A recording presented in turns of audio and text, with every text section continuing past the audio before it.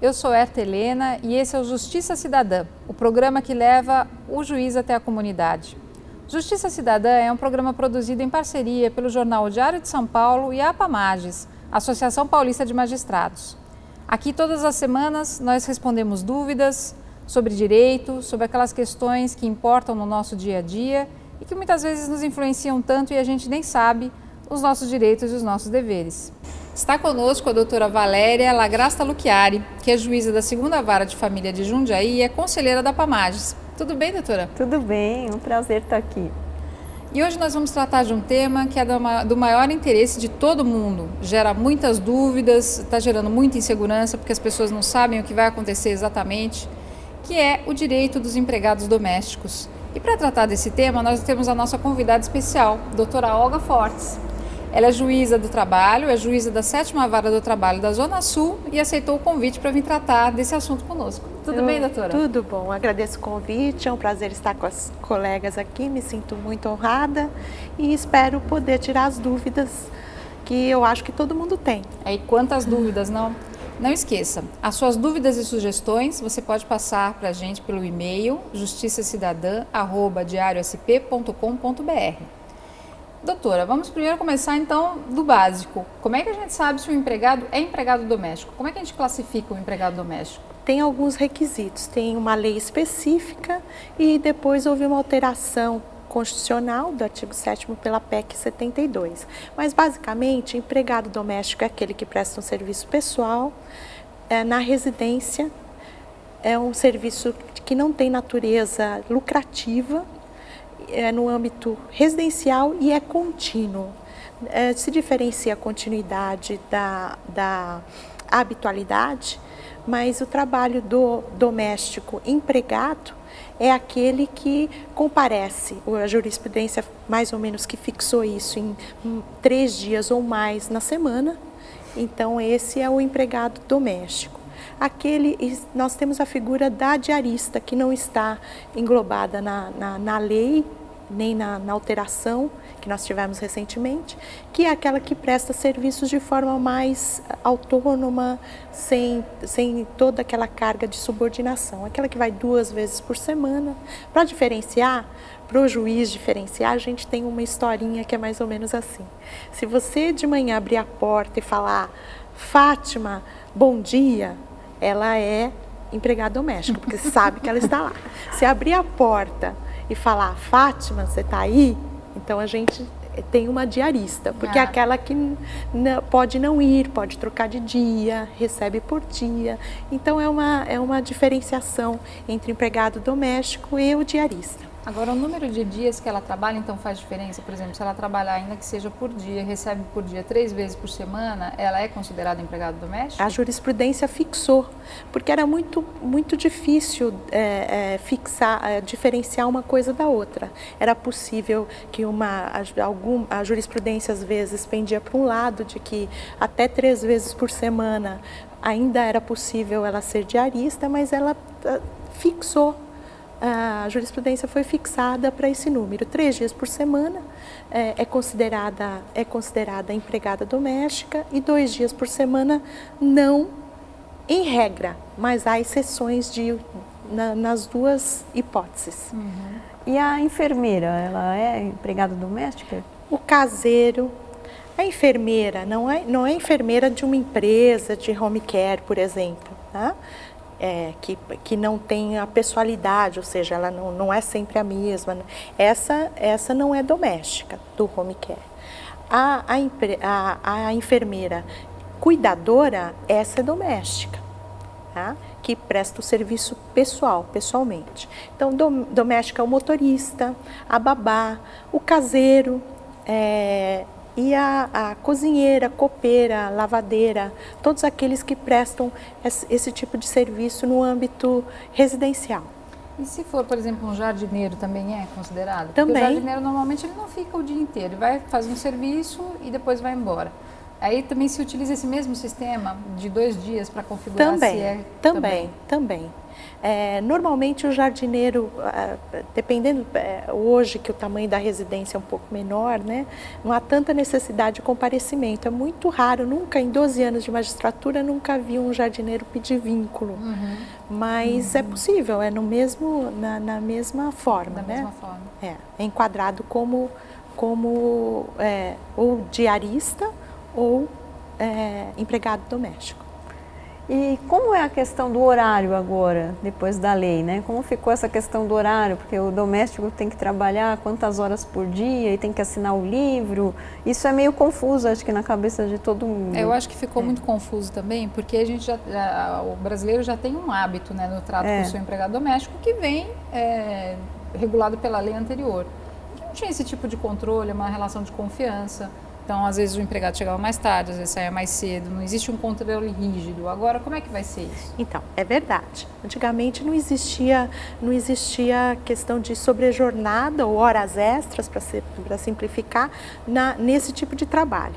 Com a PEC 72, com essa alteração, alguns direitos foram alcançados, foram dirigidos também ao empregado doméstico. Entre eles, a questão das horas extras. Qualquer trabalho acima de 8 horas diárias e 44 semanais tem que ser remunerado como extraordinário, com adicional de 50%, ou trabalhos aos domingos com adicional de 100%, domingos e feriados. O grande problema é como é que se controla, de quem é a obrigação de controlar, em juízo como se prova. É um grande problema que, inclusive, o juiz enfrenta. A CLT diz o seguinte, o empregador que tem menos de 10 funcionários, ele não tem obrigação legal de controlar por escrito. Então, de fato, não existe essa obrigação para o empregador. Então, como é que faz para controlar a jornada? E se ele trabalha fora, por exemplo, nós aqui trabalhamos fora, não ficamos em casa, como é que a gente vai controlar de longe? Então, a questão o empregador pode adotar o controle escrito. Se eu fizer, fica distrito aquilo, o controle de fato existe. Pode não adotar. E aí a prova, aí fica a questão da prova, como é que se prova a hora extra? A prova seria do empregado. Há quem que discuta isso e diga que por ser a parte mais fraca deveria inverter o ônus, não existe uma regra para isso. Mas de fato a prova é muito dificultosa, tanto para um, tanto para o outro, porque as pessoas que conhecem dos fatos no âmbito residencial estão ligados, ou por laço familiar ao empregador ou à empregada. Mas as provas são no seguinte sentido, é o que acontece corriqueiramente. A pessoa pegava o ônibus comigo, todo dia no ponto, a tal hora eu pegava o ônibus e a pessoa ia comigo, descia no local que é próximo à residência. Então já é um indício de que há sobrejornada, é uma forma de provar. A grande dificuldade é a prova. Se o empregador não está obrigado, é muito difícil que tenha mais de 10 empregados. É possível, nesse caso ele fica obrigado a ter o controle. Ele pode adotar, nesse caso ele fica adstrito ao controle, já que ele adotou, ele não pode renunciar a esse controle. Caso não exista nem essa primeira hipótese, nem a segunda, a prova é do próprio empregado. Há quem diga que por ele ser mais fraco na relação contratual, que a prova seria ainda assim do empregador. Mas a corrente que agora está se firmando é no sentido de que de fato a prova é do empregado. Como é que ele vai fazer essa prova? É muito difícil. Porque as pessoas que conhecem o trabalho são ligados tanto a um quanto ao outro, porque é no âmbito familiar, no âmbito residencial. Então, qual a prova que aparece normalmente em audiência? A pessoa pega o ônibus com uma pessoa e fica naquele ponto em tal horário. E na volta pega o ônibus, é uma prova que é corriqueira. Ou a pessoa onde se faz a compra de manhã, do café da manhã, ou um vizinho da frente que nota a entrada e a saída. São esses meios de prova. De portaria, no caso de prédio. Principalmente isso. E às vezes, embora o empregador não seja obrigado, ele dispõe desse controle e ele apresenta ao juízo. Ele dispõe de um controle feito por terceiro, na verdade, e ele apresenta em juízo.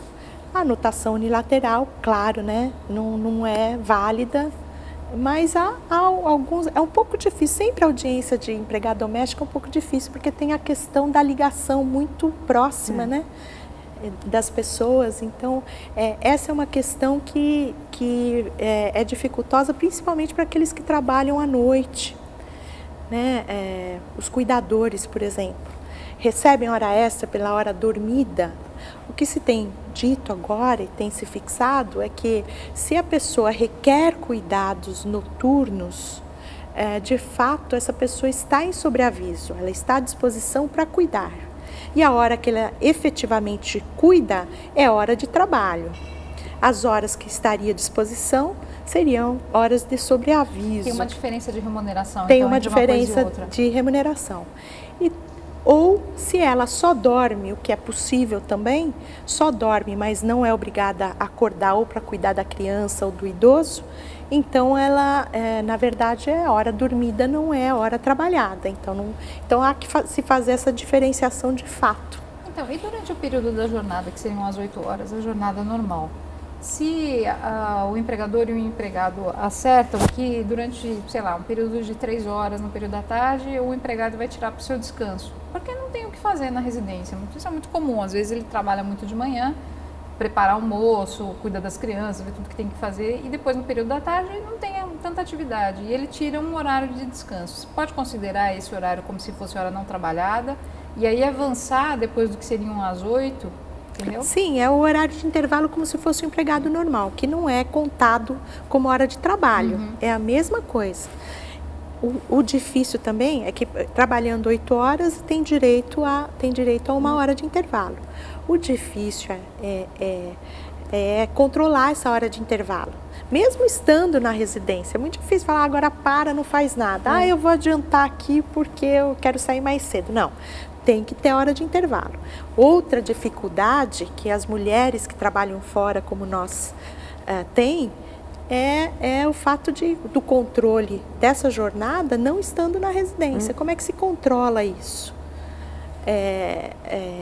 A jurisprudência tem se firmado. Se não há esse contato, se o controle não existe por telefone, se não existe esse controle, também não há como se apurar a existência ou não de descanso, de horas extras. Então, a não ser uma prova robusta da reclamante, que nesse ponto é mais dificultosa, bem mais. Pode haver uma compensação, então, dessa hora de descanso, se ela trabalhar de forma contínua, a empregada doméstica, e aí ela sair 1 hora antes?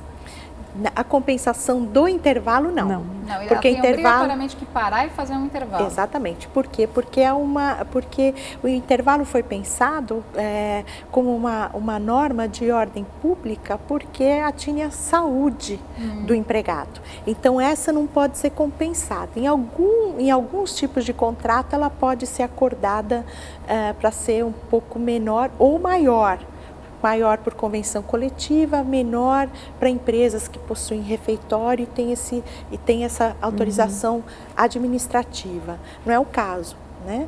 Então, esse horário não pode ser compensado, mas na semana pode haver uma compensação de horário. Se assinar um acordo de compensação e prorrogação de horas, ela pode trabalhar 1 hora a mais num dia e ter isso compensado na semana, desde que tenha essa Mas assinatura. Então tem que ser feito por escrito isso. Isso, é um acordo de compensação e prorrogação de horas de trabalho. Aí vai me falar, e banco de horas? Não se aplica? Banco de horas precisa estar autorizado por convenção coletiva. Como é que funciona banco de horas? Banco de horas é a compensação anual. Ou seja, né, trabalha mais, tem folgas ou a cabo de 1 ano, se não tirou as folgas, tem a remuneração daquela jornada. Mas é uma jornada que vai contando horas positivas e atrasos como negativas, é um banco de horas. É muito usado, é muito frequente, mas precisa de autorização de convenção coletiva, sindicato empregado e sindicato empregador. Existe sindicato de empregador doméstico? Aí é que está. O empregado doméstico, agora com a alteração da Constituição, do artigo 7º, ele tem direito à observância de convenções coletivas e acordos coletivos. Acordo é o sindicato de empregados com a empresa, com o empregador. Agora, o que se discute é a aplicabilidade disso na prática, porque convenção coletiva você precisa de 2 sindicatos. Acordo coletivo é possível se a gente vislumbrar o sindicato tratando de empregados de um condomínio, onde aí vai dispor sobre normas internas, sempre observada a lei como base, e tem algumas coisas que pode convencionar, ou seja, jornada diferenciada em escalas, trabalha um dia, folga outro, jornada 12/36, é possível desde que se observe esses acordos ou convenções coletivas. Então, mas a senhora aconselha que tenha um livro-ponto à empregada doméstica, mesmo se a pessoa tem uma empregada só ou 2? Na verdade, eu não tenho. A minha empregada trabalha, tem a anotação na carteira, trabalha 3 vezes por semana e tem o acordo de compensação. Então, dificilmente, ela não supera de jeito nenhum a carga horária da semana. E nem trabalha, o limite de trabalho diário, mesmo com a prorrogação e compensação, são de 10 horas, 2, com a possibilidade mais 2. E nem isso ela supera. Então é muito fácil para mim, por exemplo, muito fácil seria trabalho em 4 dias da semana, e a gente vai diminuindo essa necessidade de contratação. É por isso que a lei beneficia, mas por outro lado também, quando ela cria muitos benefícios, ela diminui postos de trabalho, pelo menos no início. Nós vamos para um rápido intervalo, mas voltamos daqui a pouco. Não se esqueça, dúvidas e sugestões? Escreva para justiçacidadã@diariosp.com.br.